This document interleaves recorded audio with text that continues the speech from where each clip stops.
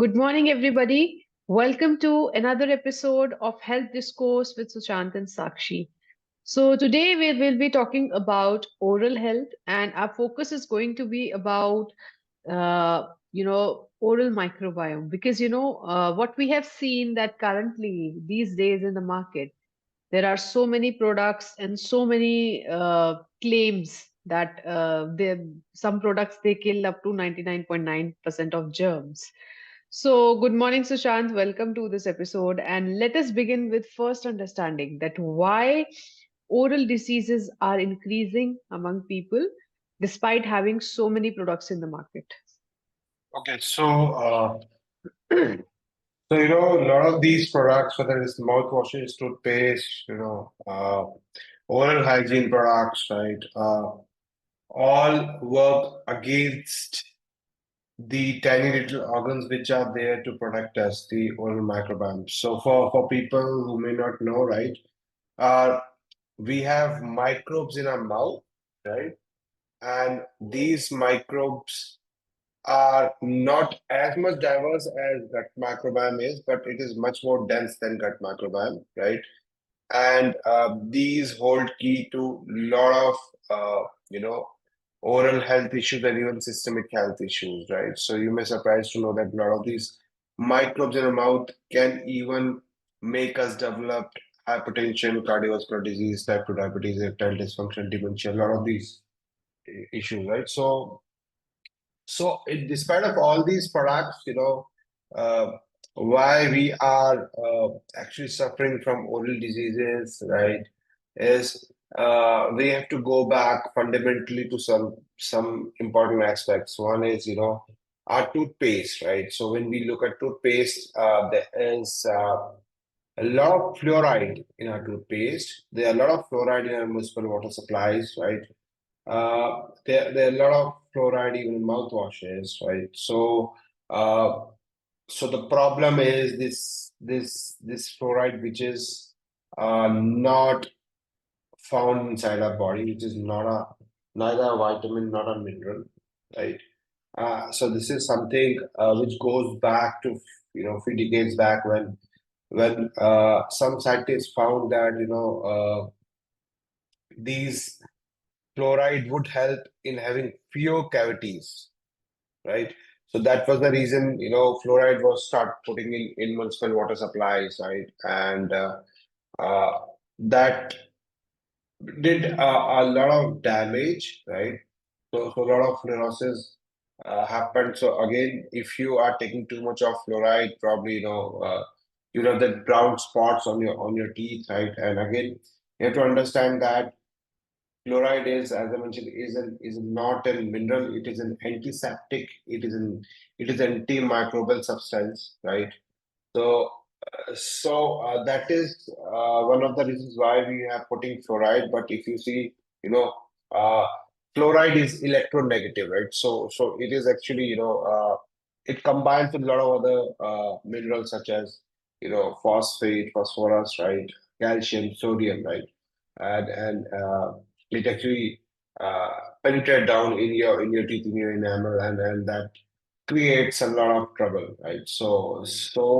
Uh, One aspect is that it can get into your bloodstream, right? It enters into any of all of your cellular processes. It can impact your metabolism.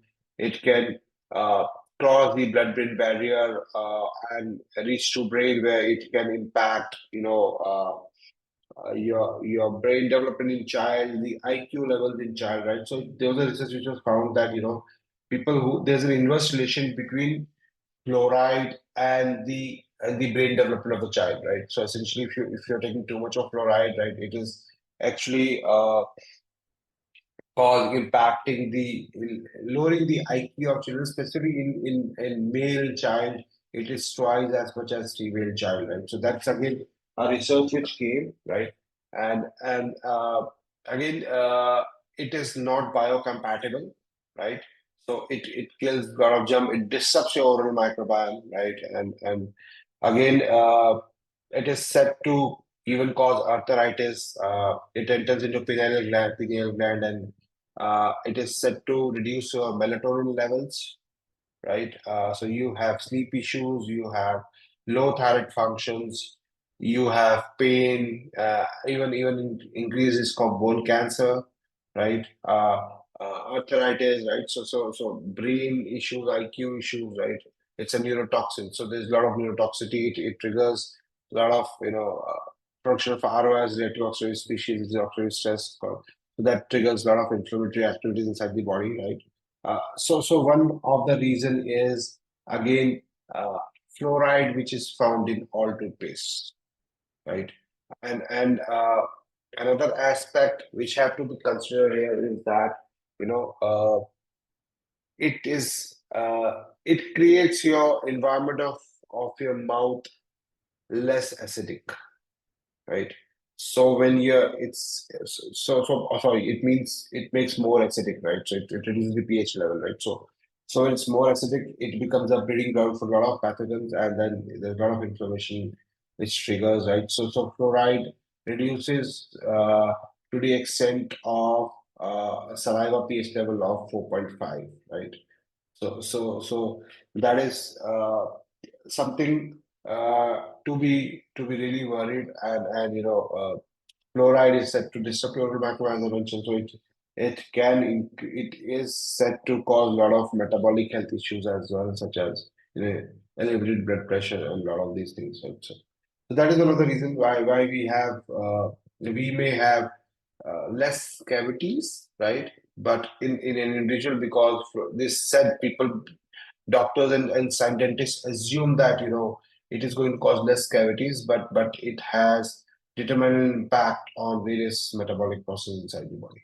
So basically, fluoride, whatever research they did with fluoride, it was only in isolation. They did not see what other impact, what Yeah, kind of impact it is, doing on the other parts of the body, right? So I yeah, think I have another question here. yeah. From a layman's language perspective, what can we do to, remove excess fluoride from our daily lives? Uh, what are the steps that we We can have take? to understand another thing here. So essentially, what fluoride does, that is important to understand that it is, as I mean, it is electronegative, so it is attracted, right? So it gets into all cells and tissues, and it what it does is, so along with calcium or sodium, it gets into a lot of these tissues and calcified tissues, and it does a lot of it impacts your enamel, your dentin, right? A lot of these things. So before that, you don't understand there is another mineral. Again, understand the importance of saliva, right? Saliva is really, really important. It harbors our oral microbiome, right? And it is required to regulate our oral microbiome. So there's a lot of minerals in our saliva, such as phosphate, calcium, sodium, and one of the important is hydroxyapatite, right? Hydroxyapatite, now you understand hydroxyapatite is, 97% of tooth enamel is made up of hydroxyapatite. 70% of dentin is made up of hydroxyapatite, and 67% of bone is made up of hydroxyapatite, right? So hydroxyapatite is found in saliva. So whenever you eat something, there's lots of minerals, but there's a lot of saliva helps in remineralization in your teeth, so that so transferring of the minerals to teeth, so that your teeth health, your bone health, your teeth health is good, your gum health is good, right? So essentially, hydroxyapatite plays a key role. Now, when you're taking fluoride, fluoride is actually replacing hydroxyapatite, right? So it's fluoroapatite, and it makes your enamel weak. It reduces your saliva pH level, right?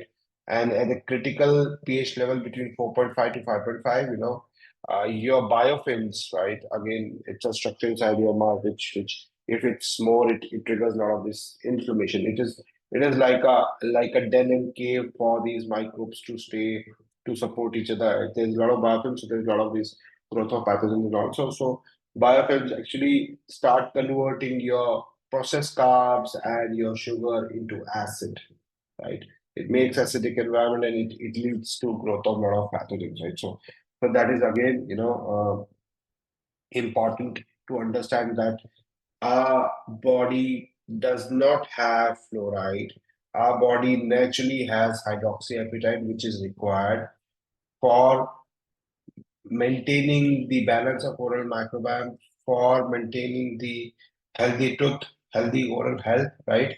But having fluoride is something which is uh, which is impacting our ability of hydroxyapatite, is impacting our saliva, impacting our remineralization, impact.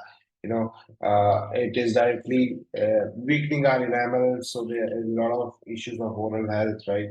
And as I mentioned, fluoride is linked to a lot of these thyroid, melatonin issues, right? Metabolic issues, right? It alters your metabolism. It is a neurotoxin, enters your brain. Even, it can even cause your during in case of pregnancy, it can cause your placenta barrier and can impact the IQ level of the you know child, right? So that is one thing. So, Another can as we establish one fact that the cases of autism, that is observed since the childhood? So, fluoride is one of those reasons, there, can we say? there's no definitive research as of now, right? But it does impact your brain, it does impact your IQ levels, right? There's established research on it, right? But if it does your brain, there is a chance that, I'm not sure whether there is a research on, connecting the uh, fluorosis with autism or Autism.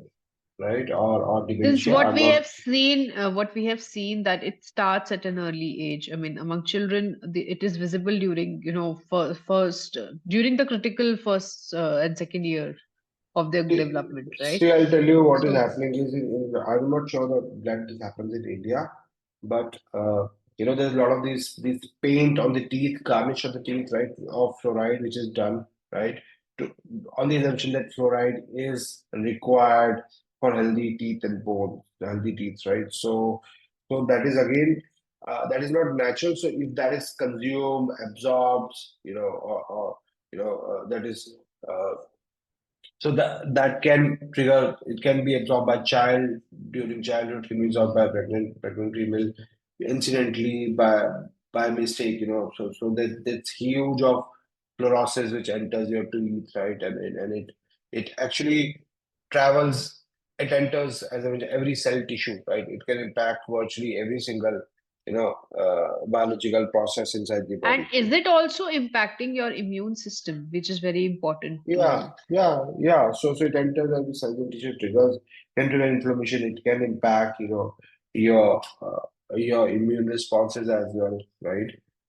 Again, you have to understand that hydroxyapatite, right? It is biomimetic. It is naturally found inside our body in our saliva, right? So we need to have more of hydroxyapatite, right? Rather than rather than having a lot of fluoride, right? So it is not the deficient fluoride which is causing a problem. It is excess fluoride consumption, right? Through water, through toothpaste, right? Which is causing it, right? So essentially, there was understanding that it's called less cavities. So it is easy to put in water because water is free of cost, right? So it easily we put it in water, and then there was a discussion. Okay, probably we should increase the intake of fluoride. So let us put in toothpastes also, right? That's I'm not sure that was the thought process, but that is how it happened, right? And even you see the fertilizers used, right? Fertilizer has a fluoric acid, right? Which is actually dumped down into the water. Again, that leads to fluorosis inside the water. So there's a lot of these mainstream farming practices is also impacting the level of fluoride in water, right? I think that's really something that everybody needs to consider. But yes, I think let us just stick to the question that what can we do to prevent this excess consumption of fluoride in our daily lives? So obviously, use filters when you are consuming water, right? Don't take groundwater, but to assume that it is healthy. So you need to filter it out. So what is again to to prevent the water from getting infected? There's a lot of these bromine and chloride is being put in the water, right? So that needs to be filtered out, right? do not assume fluoride is good, so we don't need to clean fluoride. That's a wrong notion, right? Second thing is w- wisely choose your toothpaste, right? So all the toothpastes, right, have fluoride. You have to check how much of fluoride is there in toothpaste. Even there's a lot of emulsifiers and artificial sweeteners and saccharines and aspartame and SLS, sulfur, and sulfate, and a lot of these artificial stuff which also impact your oral microbiome. So understand, cavities, or if you are solving for cavities or tooth decay, it is because of your oral microbiome, right? If your oral microbiome is dysregulated, it will cause cavities. It's called tooth decay. It will cause periodontal disease, right? And again, all these bacteria inside the mouth, so fluoride disrupts your oral microbiome, right?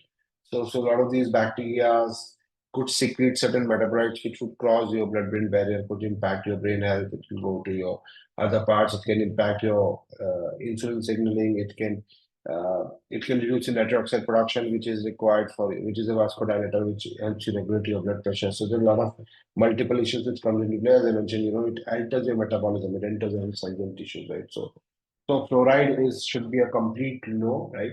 Look out for toothpaste which have hydroxyapatite, right? Right, which is I'm not sure whether someone is uh, using that in India, but obviously you need to find out toothpaste. So there are certain you can find on Amazon. There are a couple of them which do have hydroxyapatite, but also look at the level of fluoride. Also look at the level of emulsifier, artificial sweeteners, saccharines, aspartame, a lot of the artificial sweeteners, right? This is very important. So that is the first thing because we brush every day twice, at least twice a day, right? And we are infusing or ingesting fluoride into our saliva, right? That is important. So saliva is really important. Remineralization is important. That's a hydroxyapatite is really important, right? And mouthwashes that have to be prevented again because Mouthwash is a classic case of it's an antibiotic for your mouth, right? So like antibiotics and drugs, what they do to your gut microbiome is mouthwash does to your oral microbiome, right? So again, so it wipes off like it clearly claims that wipes off 99% of the bacteria, right? It kills your microbiome. It dysregulates your microbiome. You have low nitric oxide production. It triggers inflammatory. There's inflammation response, right? These metabolites can go to your brain, can do things in brain, can impact your insulin signaling, right? So mouthwash is linked to even elevating your blood pressure conditions, right? So again, mouthwash is an antiseptic, should not be taken. There's no need if you have bad breath, right? If you take mouthwash to kill off your bad breath, it is understand the underlying symptoms. Again, oral microbiome comes into picture. So a lot of these, food what we eat like cruciferous vegetables can lead to production of hydrogen sulfide, methane, right, polyamines, and urease, a lot of this. So it's your oral microbiome interacting with these foods, right, and producing a lot of these odorous gases which causes bad breath, right? So, for instance, if you are consuming a lot of lentils or things which are high in polyamines, right, it can trigger polyamide production or methionine methyltractate production, right? Cruciferous vegetable, so it's not only about having onion, right? If you even radish and broccoli, a lot of these cruciferous vegetables could cause bad breath, right? Again, if you are taking mouthwashes to kill bad breath, you're just trying to suppress that bad breath, but you don't understand the underlying symptom. It will have multiple negative effects on your overall biological function, right? So again, even I don't want to get to that far, but bad breath has been linked with chronic kidney disease as well, right? So because again, oral microbiome is linked with the onset information of chronic kidney disease. Yeah.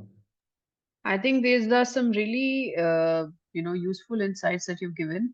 to this talk, and let us conclude this talk by a few words of wisdom for everyone. What would you like to add something in terms of Mm. conclusion? So, few things. You are a container for any individual container for trillions of microbes living on inside our body. It's not only about gut, right? It's also about microbes in your mouth, right? So again, if you're just thinking that people may think that if you have bad breath, it is due to gut microbiome. It may be a flip side. So oral microbiome is also linked to colon cancer and IBD. So take care again. Your oral hygiene is as important as your taking care of your microbes in your gut, right? It is linked to various systemic health issues, right from oral disease, periodontal gingivitis, right? Type 2 diabetes, hypertension, cardiovascular disease, erectile dysfunction, dementia, right? IBD, colon cancer, right? So take care of your oral microbiome because that's the first line of defense available against the external environment, right? So whatever you are feeding your oral microbiome, whether it is the food, whether it is, the environment you're living in, the toxins are there, which are there in the environment, it can disrupt your oral microbiome, it can trigger wave of inflammatory responses and can lead to oxygen development of single or multiple chronic health issues, right? So that is something really, really important to be considered, right? Do check the labels of your toothpaste, right? If it's high in fluoride, it's a complete no, right? Look out for other options which is low in fluoride or do not have fluoride and have a lot of hydroxyapatite. Probably you'll find NHA, which is nano hydroxyapatite, which is again a processed form of hydroxyapatite, but that's how it is. It is very tiny particles which that can be easily be absorbed and dissolved in the mouth, right? Which can remineralize your saliva. Understand saliva is really, really important, right? Your saliva have a lot of minerals like calcium, phosphate, hydroxyapatite, right? Which is required for remineralizing your teeth. A lot of these microbes and metabolites actually you swallow saliva every day or liter of saliva. It moves from your oral to your gut, right? So if your oral microbiome is imbalanced, a lot of these bacteria go to the gut and start getting function there, and that's why it is linked to IBD and colon cancer, right? So take care of your oral microbiome, take care of your saliva. Do not feed with. You have to regulate your pH level. And a very important thing is that your hydroxyapatite work in a very narrow pH level range, right? So the moment you are taking a lot of fluoride, your saliva pH level goes down to 5.5, below 5.5, and it becomes uh, acidic in nature. So your a lot of these carbs and sugar converted to acid, right? So we talk of succinic acid and a lot of these, uh, these fucos and a lot of these things, pathways which we actually decode in our oral microbiome solution, right? So all these can become a breeding ground for pathogens and disrupt your microbiome. It's all interlinked. Look at your intake of fluoride, right? Do not really find that fluoride is going to do good things, right? Uh, for your body. That's what I wanted to mention for now.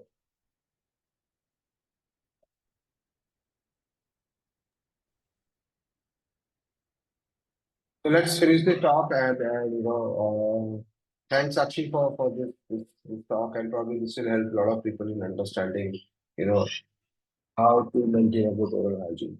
Thank you everyone.